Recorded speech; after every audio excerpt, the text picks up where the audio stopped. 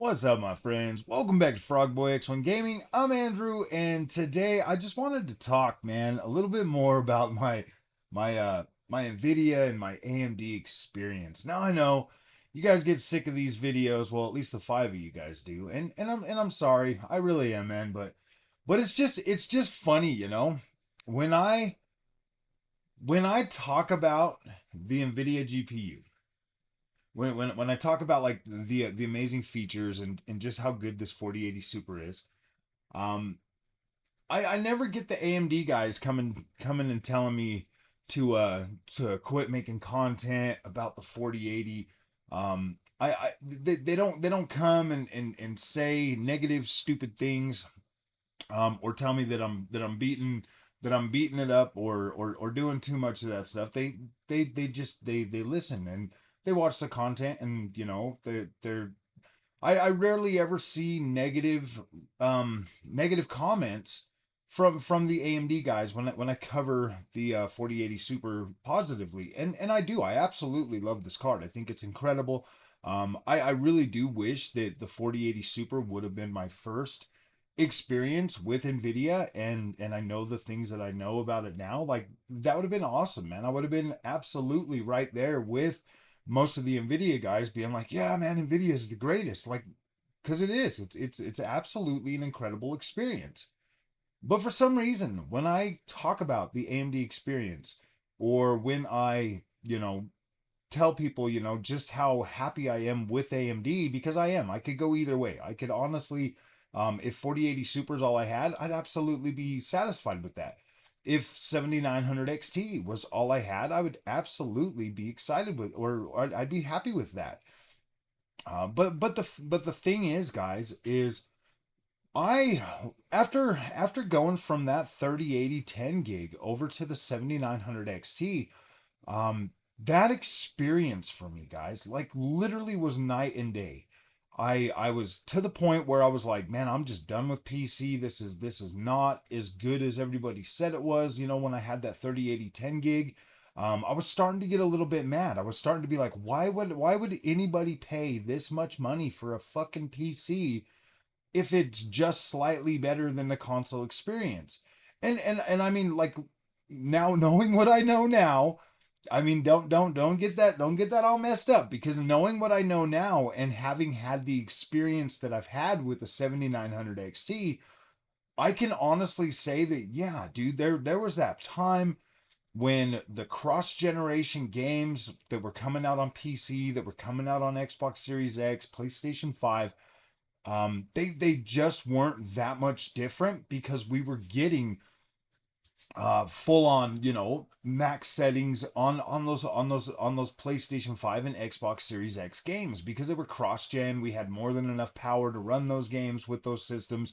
And so that left me in a state of mind where I was like, dude, this sucks, man. Like, spending this much money on PC is not what it's at. But I absolutely needed the PC for the channel. I did. It's just it was, at that point, it was a tool in the toolbox to help me create content, to be able to get in there and edit, and I had to have that, because I was trying to, at that point in time in the channel's lifespan, I was still trying to, figure out exactly where we were going content wise, and what we were going to be doing, as the channel went on, because I've had so many ideas during this channel lifetime that man, and I still get all the ideas all the time, and I just want to continue to make content. But at that point, that early on, I was getting more and more frustrated with the overall experience that PC was giving me,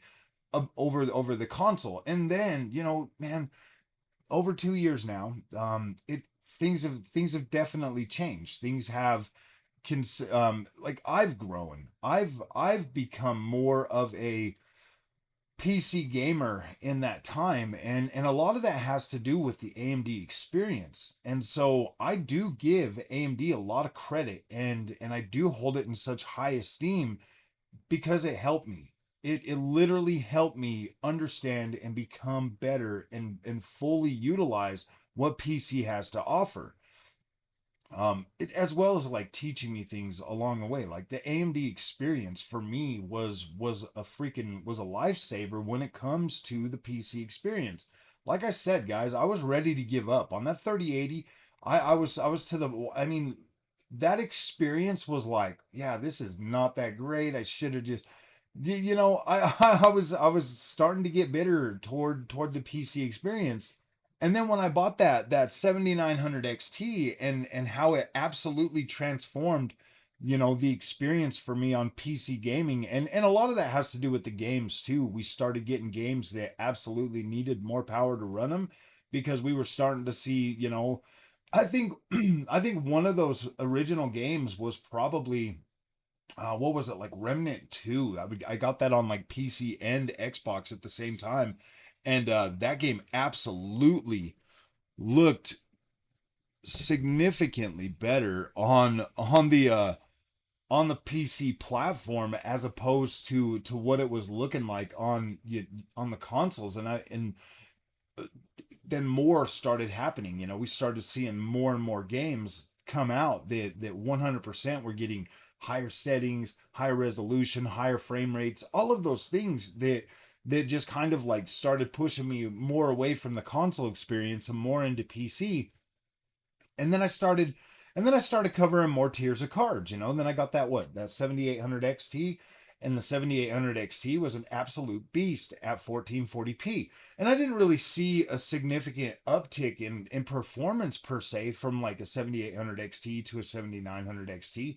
But I mean it was there. Like it definitely felt better, to play games on a 7900 XT at 1440p than it did on the than it did, playing that same game over on the 7800 XT at 1440p, because I mean like the visual quality was the same. And like visual quality was the same, unless I was doing like a side by side or something and looking at the frame counter.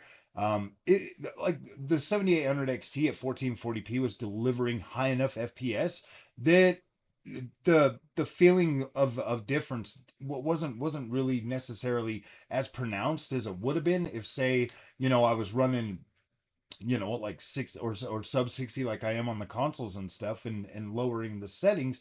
um if it felt pretty good. So yeah, like that right there taught me that, hey man, you don't even really need a super expensive GPU to run at 1440p, because you really don't need it. You don't need it. You can be happy in a mid-range. So that was another lesson that I learned from AMD.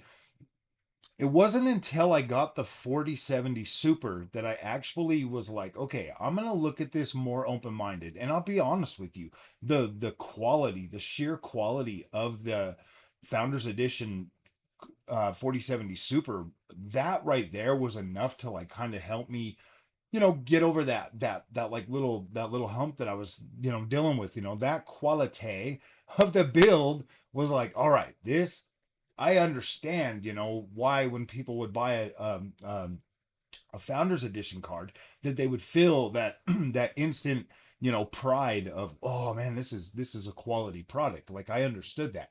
I did have a little bit of, little bit of learning, growing pains, at first, trying to play around with that and figure that out and stuff. And um, as time progressed, and I finished, out the review, and I left that card in there for a long time, and I played multiple games, and I experienced, a lot of different things. I kind of wish I still had that card after getting the 7800 X3D, because I think that could have absolutely improved that experience even more. And that is an important thing that I've, learned as I've continued to progress on this PC, in this PC realm. That when I'm playing games, now that I have the 7800 X3D, and I'm looking at like the overall, foundation stability when it comes to like lower, well, frame rates and stuff, especially like your 1% lows and stuff like that. It does, boost those, and it is a pretty significant boost in a lot of games. There's some games where the boost really just isn't that high, especially at like 4K, but you do notice, a more stable experience on the AMD card, even on the Nvidia cards and stuff.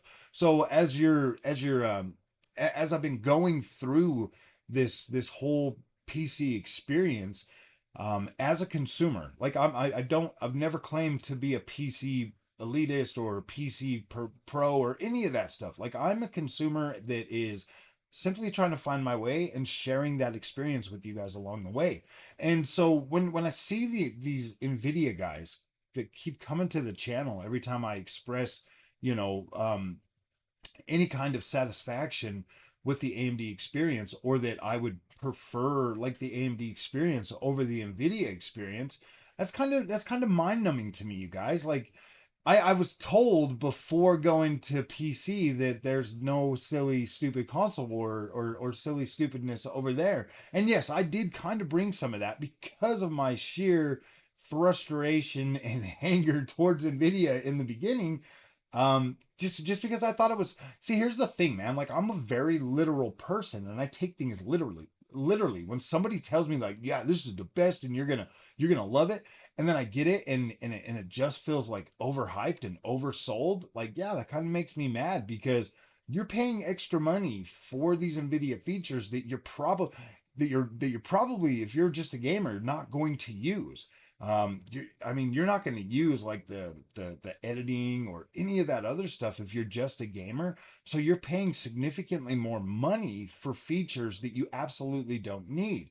Whereas on the AMD side, you get a pretty compelling experience, even with those features, for less money. You get more VRAM, you get a pretty stable experience, and it's just as good. Like if you're sitting there playing a game and you're playing something that, say, it doesn't have ray tracing, like you're getting a compelling experience, like you're getting a good experience. Even with a lot of these ray tracing games that are coming out, if they have software ray tracing, boom, you're getting a good experience on the AMD card. Like it doesn't even matter.